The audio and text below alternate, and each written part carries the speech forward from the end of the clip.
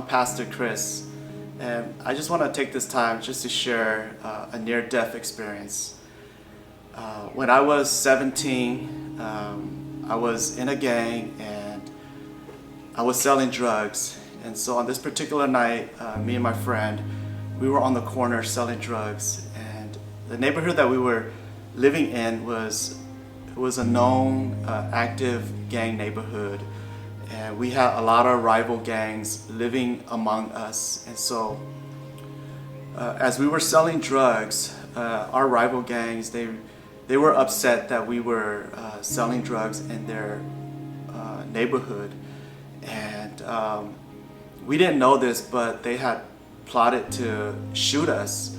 And right before they shot at us, I saw a kid riding his bike. And so he was across the street, and I looked at him, and I didn't think anything of it, but as soon as I looked at him, he turned away from me. And as soon as he went around the corner, that was when I heard the gunshots. All I heard was popping noises like firecrackers from my left side. And I remember tilting my head towards that direction, and all I saw was the flashes of the muzzles of the guns.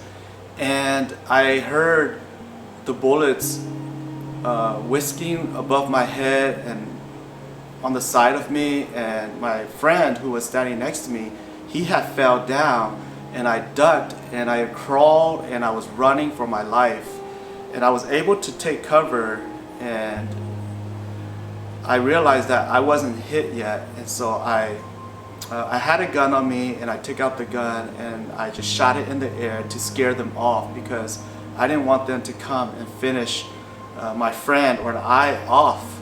And so I did that, and eventually the other gang members ran off. And so I walked up to my friend and I realized that he was shot. And so I asked him, where was he shot? And he couldn't tell me. And so in my mind, I thought, as close as the gunshots were coming from, that he was going to die. And so I told him that I'll call for help and I'm gonna have to go and hide. And so that's what I did.